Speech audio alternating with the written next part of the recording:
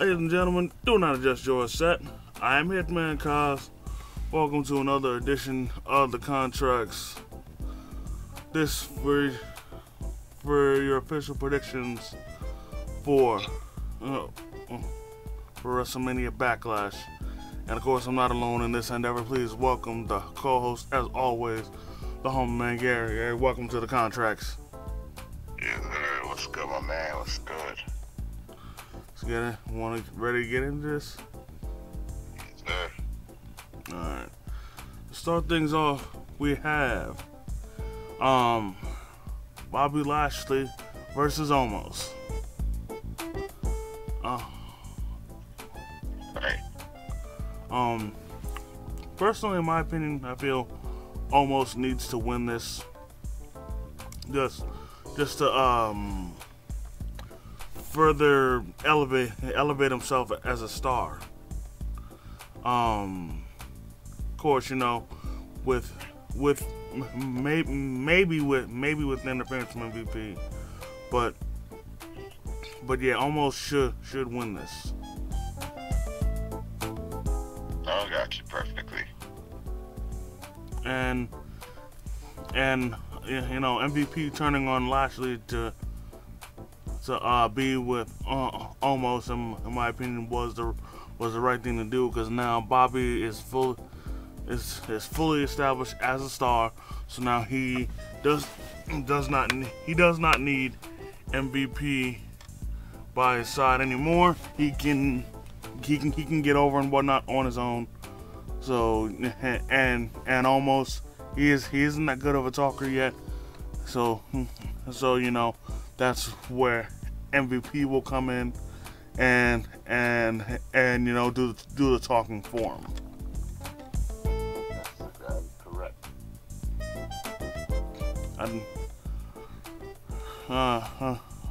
I think the build has been decent, so you know, so it should be I'd say a watchable turnout. Right. I completely understand.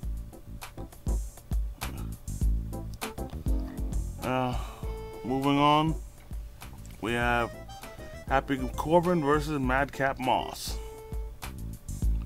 And well, it appears we were a bit wrong. I thought that they had mended the fences, but no. The dissension between them was further cemented when Corbin lost to Drew McIntyre at WrestleMania. And now it's all come to a head as Madcap has turned on Corbin. Personally, I do want Corbin to win this match, but even if Madcap wins, the only thing that concerns me is if the crowd is going to react to him.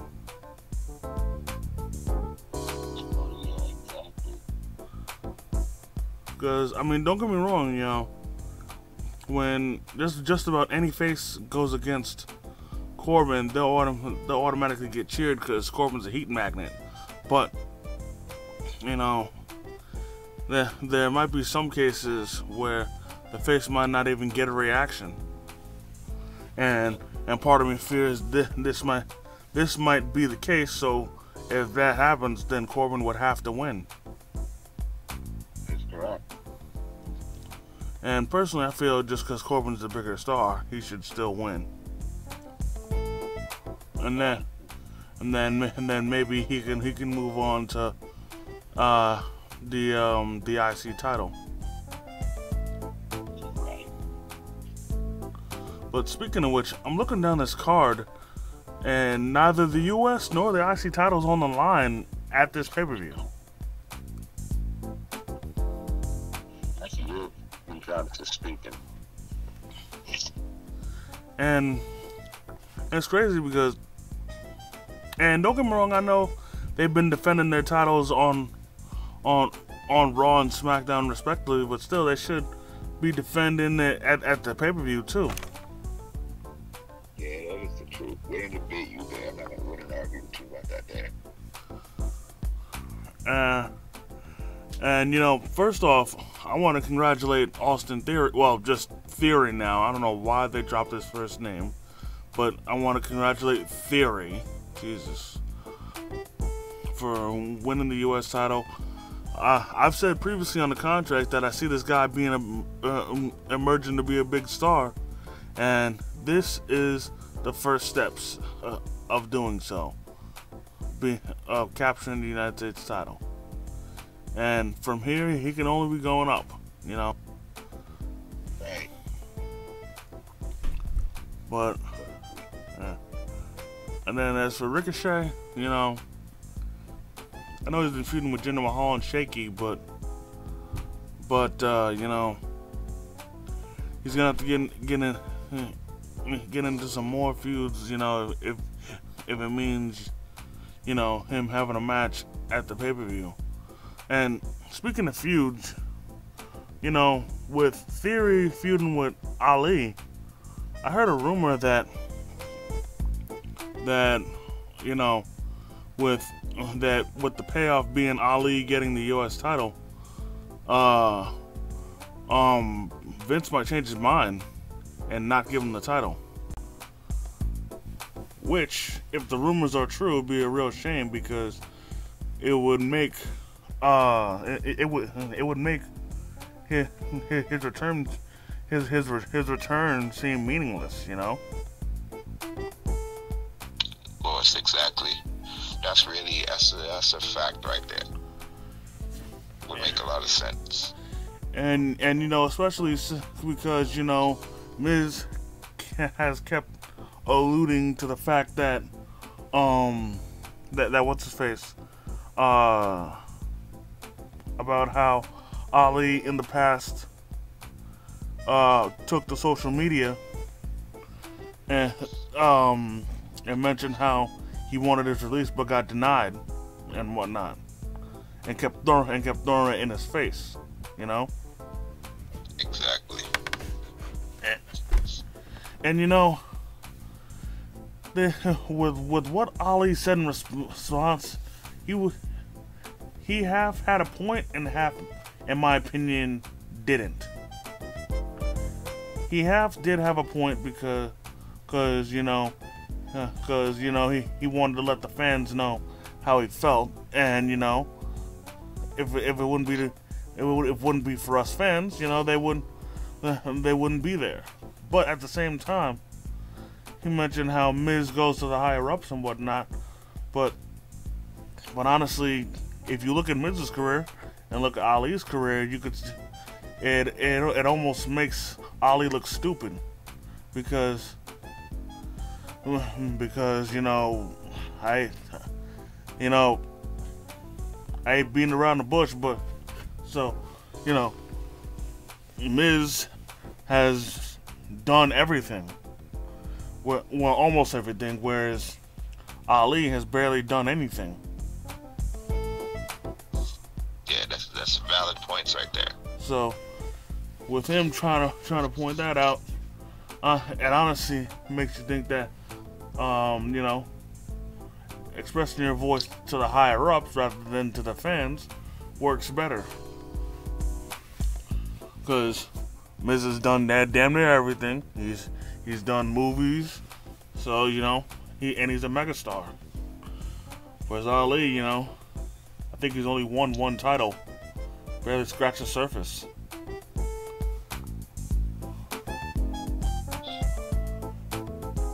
You know what I'm saying? Yeah, I know what you're saying, of course. But we're getting too far off topic. We're not even talking about the pay-per-view.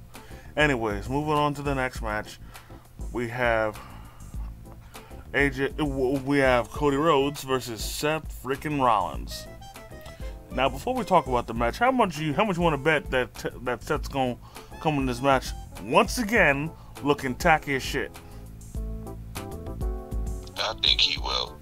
Most likely, what color would the outfit be? It's hard to predict. We have to tune in Sunday, but man, I'm not gonna put it past him. Man, the hell with the color. It's not even gonna matter what color it is. He's still gonna look tacky as hell. That is correct. As a matter of fact, instead of calling him Seth freaking Rollins, I'm calling him Seth Tacky Rollins. I mean, don't get me wrong. He's had like a few good stuff, but like that's so few and far between. Because literally everything else so ridiculously tacky. Right. Oh my god. Well, enough about his wardrobe. I think this match will be just as good as their WrestleMania match. You know, when it comes to match quality, you know, Seth will always bring his A game. You know. Oh, that is bad. Yeah.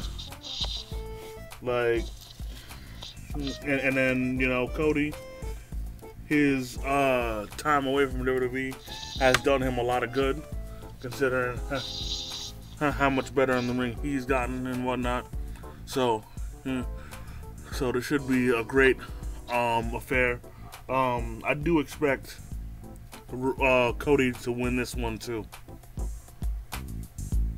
Because the way I see it, Rollins is just there to just further build up Cody's credibility.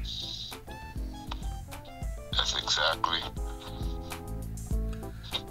Yeah. And like, sure, Correct. yeah. And like, sure, one could argue that he doesn't need it, but you know, he's back in WWE, and you know, he's got to work his way up again. You know, not everything is handed to everybody. So you know. Exactly. That is correct. So that is what he's gonna have to like work towards. Yep. And honestly, yeah, I'm not sure whether he'll do another triple crossroads or whatever, but it's probably gonna take more than one to drop Rollins. That's correct. But I tell you what, if Cody does lose, it will not hurt his star power, in my opinion. Yeah, because that's right. Yeah, because even if he does lose clean, he'll still be in good standing because he lost to a main eventer like Rollins, you know. So it's not Right. a complete loss. And plus, you know, it'll then plant the seeds for them to have a rubber match, you know, the tiebreaker at the next pay-per-view. You know what I'm saying? Yes, sir.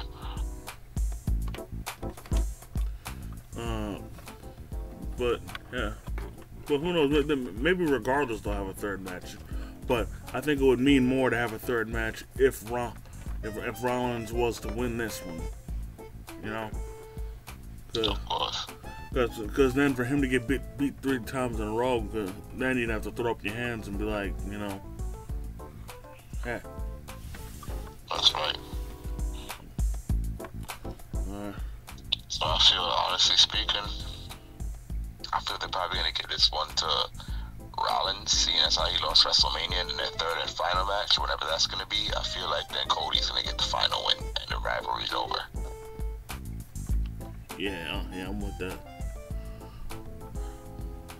Next, moving on to the next match, we have Charlotte Flair defending the SmackDown Women's title against Ronda Rousey. Oh, I have no problem saying who I hope and I want to win, and that would be Ronda Rousey. I think it's pretty obvious. I mean, for me, I think it's obvious that Ronda's gonna win because it's impossible. I see it being impossible for them to have Ronda say "I quit" while still having her look strong and dominant. Cause if Charlotte were to retain, like the only way I could see her getting Ronda to say "I quit" was if she put Ronda in a situation where she'd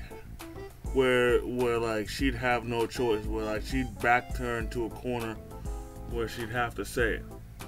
And I don't mean pain-wise, cause Ronda has a huge pain threshold compared to Charlotte. I mean like she'd have to do something like really low, like go after Ronda's family or something, and then like threaten to attack somebody that's like a part of her family in the crowd or something, and then be like, yeah, if you don't say it, I'm gonna hurt them and shit, and then like. And then Ronda is gonna be like so angry and upset because she can't do anything because it's like a considerable amount of distance between them. To which like kind of like when Seth Rollins and the Authority held Edge hostage. And Seth threatened to curb stomp him back when his neck was in bad shape. And what are you doing? Yeah. What the hell was that? I don't know what that sound was, honestly speaking, but I'm up 100% ready. As you can hear, I'm responding. Alright. Anyways. So yeah, it was like that with the Authority. And he threatened to curb stomp Edge, which would have paralyzed him. Yeah, if Cena didn't bring back the Authority, you know, like a situation, exactly. And then have a situation like that where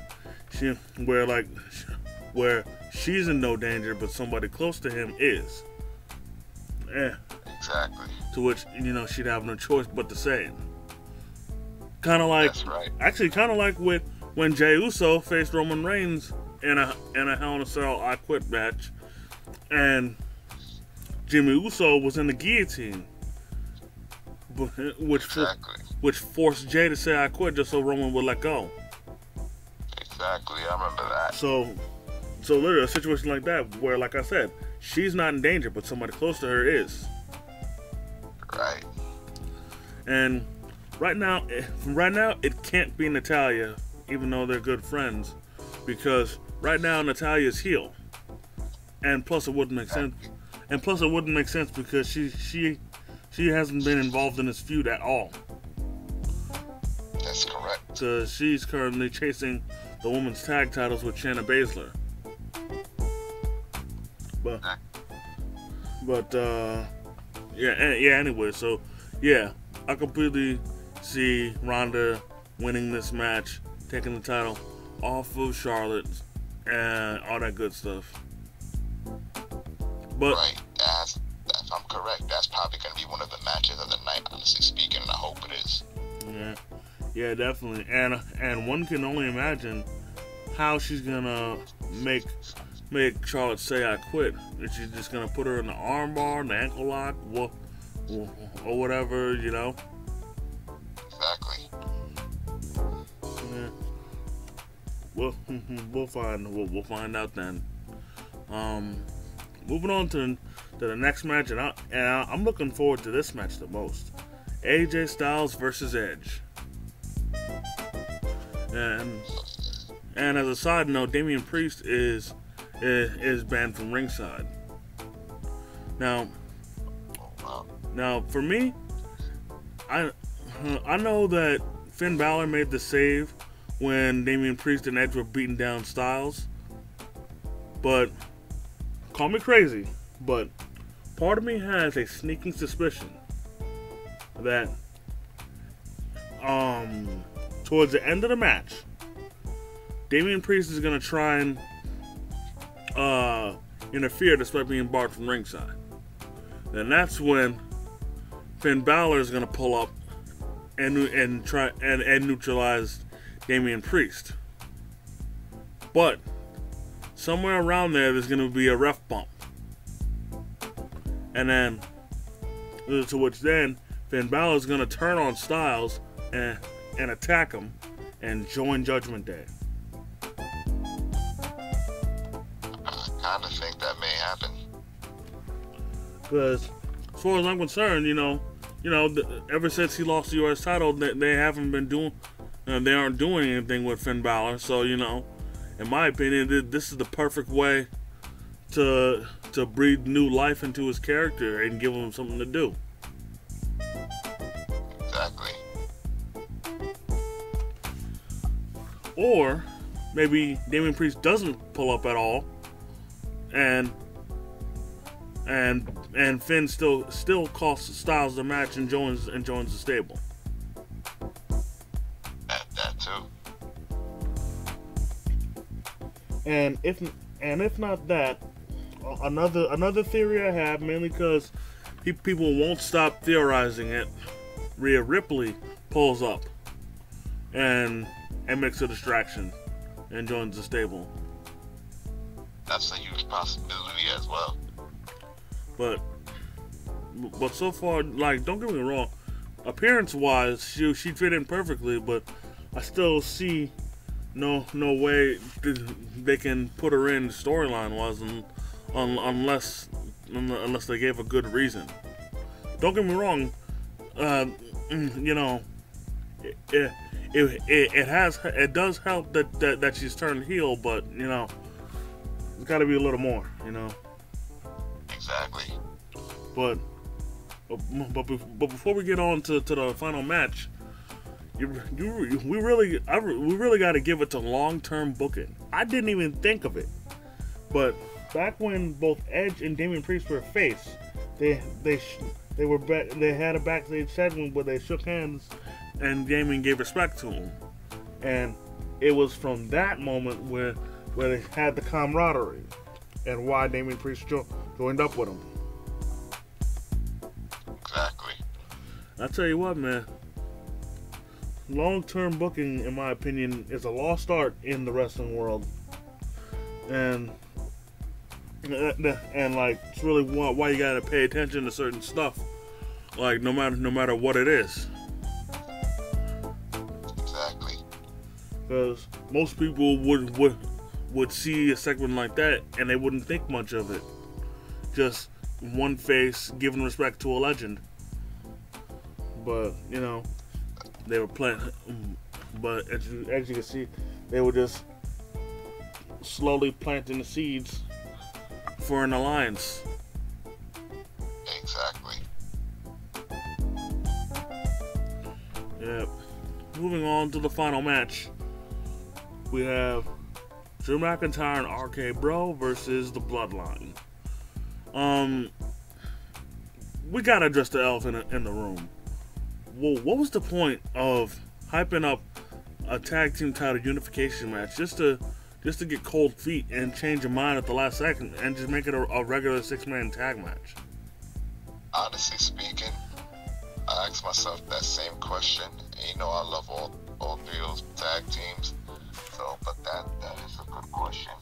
Like, it was like senseless, like hyping that up and teasing that for it to go from this to this. And I didn't see SmackDown this past week or Raw. I mean, last week, or Raw this past week. I'm actually catching up as we speak. But that match, I hope it ends in a no contest. I hope it ends crazier than an all-out brawl or what have you, and continue and extend it and lead to the unification match and whatever title match is next. I hope so. I mean, one person alluded to storyline-wise the match getting changed because Roman doesn't no longer can trust the Usos after they both lost to Riddle in the past weeks. Right. But even still, man, I was still looking forward to that unification match. And now and don't get me wrong, this 6-man tag match will still more than likely be good, but like, I don't have as much interest in it, you know? I understand. Cause this is literally the equivalent of an impromptu match that's made up right on the pay-per-view as the pay-per-view is going down. Exactly. So, I mean, right. I'll probably still watch it, but I'm really not gonna care as much. I understand perfectly. Cause think of it this way: regardless of who wins, it's not gonna do anything for them. Because it's not gonna do anything for the Bloodline because they still have all their titles. It's not gonna do anything for RK Bro because they still have their titles. And Exactly. I mean, if anything, the only person that it'll benefit is Drew McIntyre. But in order for it to benefit Drew McIntyre, he has to pin Roman. That's true. That's the only way I can see it benefiting Drew. Because if he just pins one of the Usos, it's not going to do anything at all for him. That's correct. So, for this match to be meaningful, Drew and RK-Bro have to win, and Drew has to pin Roman. That's right. Because then what it'll do is that it'll plant the seeds for Roman to defend one of his titles or both titles against Drew at the next pay-per-view. Hopefully, just one of the titles so you can split those up. I still did not want a unification match, but still, it would plant the seeds for them to face off. That's correct. But yeah, you know, Drew has to win, and he has to pin Roman. Right. Now, I understand perfectly. Honestly, I mean, I love them both. Want either one to win, but I can't. I understand what you're saying. More than 1,000%. My bad. You were saying? No, I'm saying all what you're saying. I understand you more than 1,000%. I want either one to win. I love them both, but more than likely, what you just said, more than 1,000%, I agree. Yeah, but I'm also thinking another way this could be meaningful is if the Bloodline wins with Roman pinning Drew, but cheating to do so. Like, right? Because if he beats him clean, it, like I said, it does nothing for Roman. But if he cheats, then it'll do something for storyline wise, because then Drew will have a gripe saying that Roman can't beat him without cheating. So then that'll also plant the seeds for a championship match at the next pay-per-view for him to face off at. That is correct.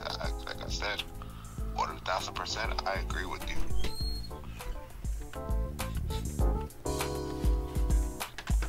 Yeah. I love both my boys Roman, my boys Drew, my boys RK-Bro, my boys Uso, my boys the whole bloodline. I want either one to win, but the facts that you stated earlier, it's like I agree with you more than 1,000%. Yeah. Now, before we clock out, I want to speak more about the other titles that aren't being defended. Like, for one thing, the Raw Women's title isn't being defended. You know? Right. And I find that as a shock, you know? I figured Bianca would be feuding with somebody to go in the pay-per-view, but technically she really hasn't. Because, you know, at this moment, her only competition was Becky, but Becky is now feuding with Asuka, who finally came back. So unless something changes there, you know, she has no challengers. Exactly. Nah, cause also, you know, Liv Morgan is feuding with Rhea Ripley, and now, I really shouldn't say this because you didn't see Raw. But but two women who haven't been on TV in a while, have showed hints that they're gonna be that they're gonna be having an alliance. That's all I'm gonna say. But yeah, that's right. Then of course, you know, even though it's SmackDown, Sasha Banks and Naomi are the women's tag champions, so they can't challenge. So they have, you know, no business with her.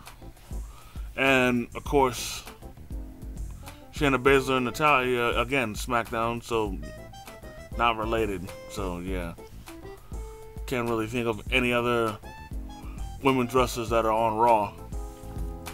That's correct.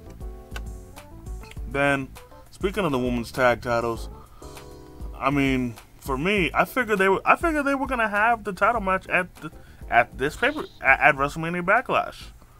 You know, exactly. Sasha and Naomi defending against Shayna and Natalia. Personally, I think they should name themselves the Queens, because because Natalia is the Queen of Hearts or Queen of Black Hearts, take your pick, and Shayna is the Queen of Spades. So just name them the Queens, or something along that line, Exactly. But yeah, then had them facing off at WrestleMania Backlash would have been perfect, But that's not on the card either. And then I'll tell you what, I'm gonna give Ricochet a pass just because he's defended his title. He defended his title last week and the week before, so he's been actively defending the IC title. So I'll give him a pass. But Theory hasn't defended the title since winning it. But I think he won it like what, a week ago, 2 weeks ago, right? So he just won it. So he sort of gets a pass. But even still, it wouldn't hurt for one of them to be defending their titles at this pay-per-view. But of course, they'd have to be feuding with somebody, which for the most part they really aren't. I mean, again, there's feuding with Ali, but for me, there's not enough traction for a title match that people are gonna care about. And then Ricochet is feuding with Jinder Mahal and Shaky, but he's already beaten them both. So as far as I'm concerned, he's done with them. That's correct. But even though those titles won't be defended, I think this pay-per-view will still go down good. That's correct. I hope the match goes out great as well. Yeah, and I've been thinking, should we talk about the releases or no? Should we? I'm not sure. That's correct. Should we? I believe so. Alright, well, alright. And since it's still fresh, the 10 stars have been released from WWE. And honestly, I'm not cool with it at all. Now, I'm gonna skip past the people I don't know because some of these people weren't even doing anything or weren't even on TV. So again, I don't know them, but let's go down the line and talk about the ones that did get released. First off, my boy Malcolm Bivens. Now, honestly, I have to let him slide because he didn't want to come back. Because they wanted him to renew his contract back in February, but he didn't want to. So, he obviously wants to pursue other things. So, all the power to you, Malcolm. I'm gonna miss the hell out of you. You were a great manager. You were a great talker. So, I hope you succeed in whatever you do next. Yeah, exactly. Me too. And I will forever love the segment that you had with Trick Williams, where you two were going back and forth and you kept translating his ebonics. Some beautiful mic work from both of y'all. Then this one hurts a bit. Dakota Kai. Yeah, this hurts me a lot too. I mean, personally, I thought she was she was gonna further feud with Mandy Rose, even though she did lose, but I thought she was gonna feud with her a little further, but obviously that's not the case. And then I thought she was eventually gonna get called up to the main roster, eventually, but again, not happening. So hey, it's the end of the line for now. Who who knows what she might do next? She might turn up in New Japan if she goes there. Maybe Impact, maybe AEW. Who knows? You know, all of you know, only time will tell. Right. That's correct. Then another one. This one really puzzles me. Dexter Lumis. I mean, don't get me wrong. He really wasn't doing much despite being in a minor feud with feud/storyline with Indy Hartwell, Duke Hudson, and Persia Pirotta. But you know, that rivalry turned into friendship. So I don't know.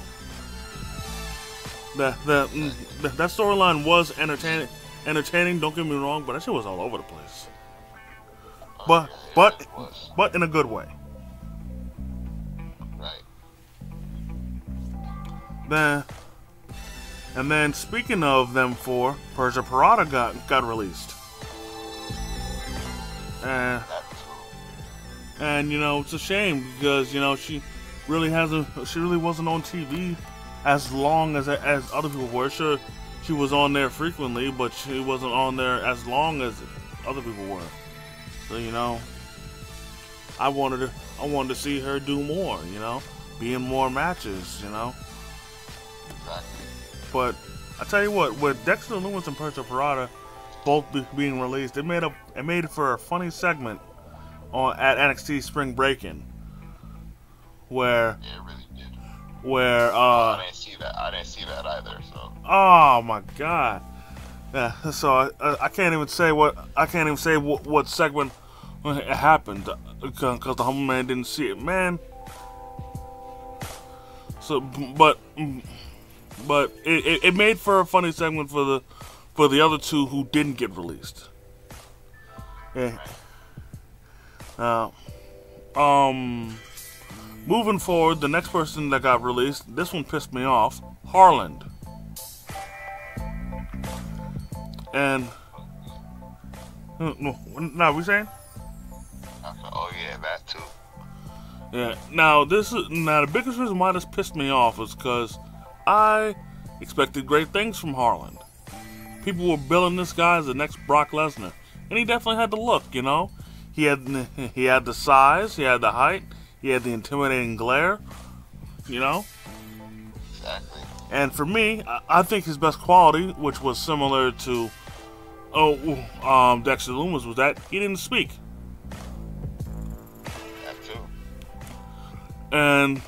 And you know, I would have liked to see him play as big of a role as he did in previous storylines with Joe Gacy, as he did, and you know, with this storyline that Joe Gacy had with Braun Breaker, but you know, he just randomly disappeared and got released, and it's a real shame because I'd like to think maybe he could have done something with the Druids and everything, you know, and it could have been real good. But you know, now he's gone. It's a damn shame. And I find, and you know, his last name, you know, puzzles me, has me thinking things, but I might be wrong. His last name is Bordeaux. His real name Parker Bordeaux. And you know, right. and you know who I'm thinking of when I'm thinking Bordeaux, right? No. Yeah. Yeah. But you know, I think I'm thinking too far into it. Probably. Yeah. But so yeah. And when it comes to all these releases, I should add as a side note, Roderick Strong has been trying to get released as well, but he keeps getting denied. Exactly. And you know, he's still, considering that he's still there, you know, he's still being known as the only member of the Undisputed Era that's still left in NXT, as everybody else is gone. And you know, exactly. And you know, if we look at, you know, some of the alumni from from NXT before it became NXT 2.0. He's one of the last standing dudes. Undisputed Era's gone. Ciampa got called up. Johnny Gargano's gone. Pete Dunne's gone. Well, he got called up. So, like this, freaking Walter got called up. Marcel Bartel got called up, and he's under a new name. So yeah, he's like the only one left. And honestly, no offense to Roderick Strong, but the Diamond Mine needs Malcolm Bivens. Because, don't get me wrong, Roderick Strong can talk, but Malcolm Bivens was the perfect mouthpiece for Diamond Mine. And honestly, at this point, the only way I can see anything good happen in Diamond Mine is if the Creed brothers turn on Roderick Strong. And, you know, the Creed brothers remain face while Roderick Strong stays heel. Or turns heel.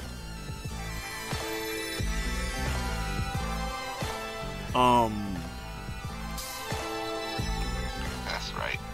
And honestly, as of right now, I really don't see, for Roderick Strong, I don't see any motivation to stay, considering that all of his friends, i.e. the Undisputed Era, and more importantly his wife, are all in AEW.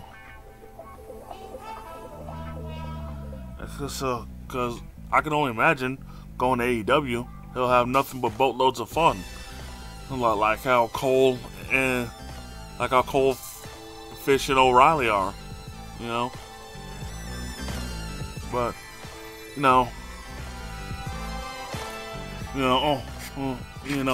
all in due time. That's all we can say. But with that being said, we've come to the end of the contracts. I definitely want to thank each and every one of y'all for taking the time out of your busy schedule to come and chill with myself and the Humble Man. I definitely want to thank the Humble Man, as usual, for coming through and kicking his wrestling knowledge, you know.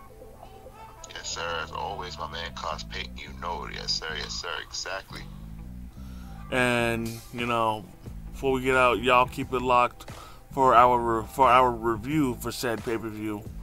And until next time, by way of Struggle Vision Productions, it's the Hitman and the Humble Man. And we out. Peace! Yes, sir. Peace. Be out.